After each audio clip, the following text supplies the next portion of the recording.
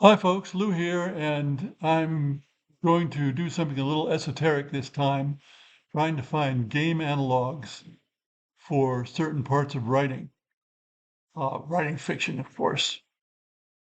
In writing, you have to make certain decisions about the person and about the point of view. So we have first person, where the writer is writing as though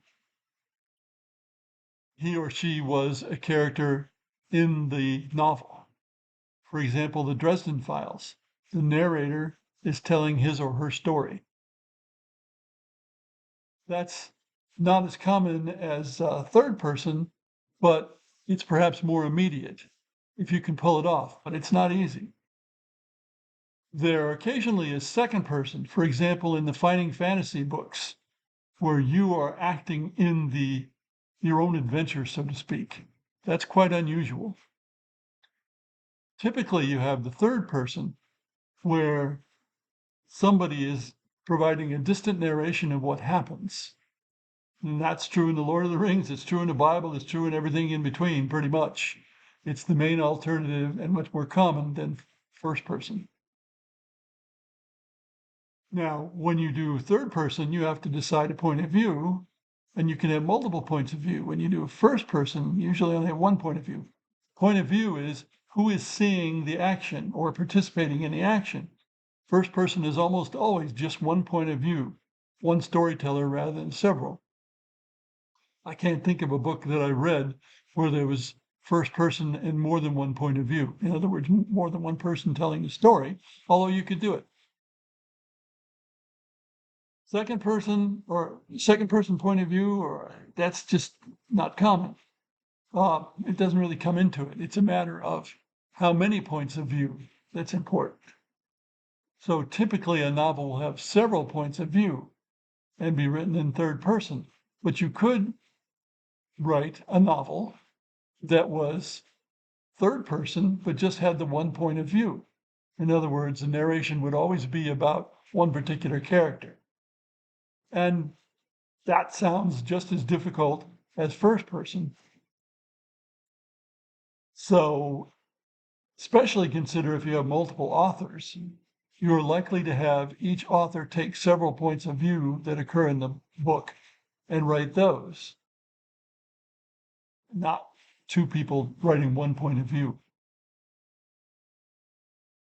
Now, each turn in a turn-based game can be seen as a different point of view because you have a different player.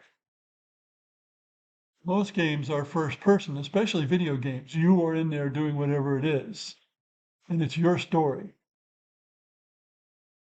In RPGs, players can do first person or third.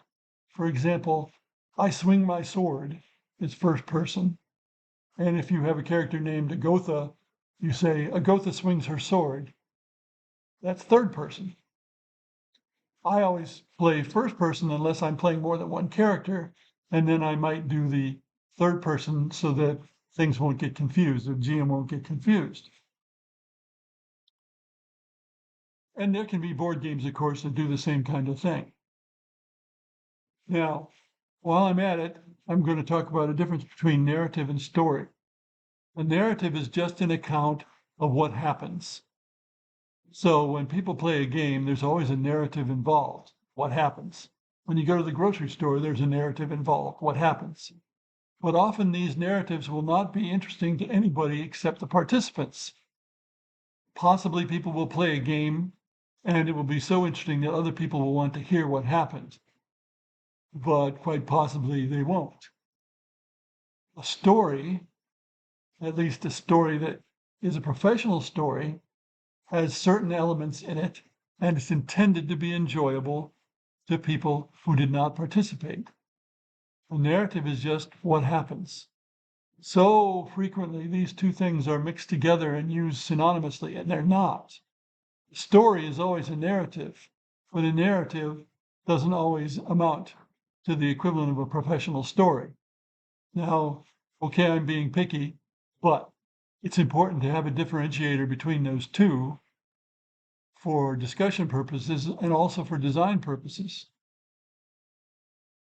Are you providing a game that enables the players to have a narrative that they will enjoy without you imposing a story? Or are you imposing a story on the game? And how much is that an imposition? If you're designing a historical game, then the players expect a certain imposition from the history. But I, at least, designing a historical game, do not try to force players to play the way the history actually panned out, because history is often not the most likely thing to have happened. It's just what happened after a lot of chance elements intervened. Thanks for listening.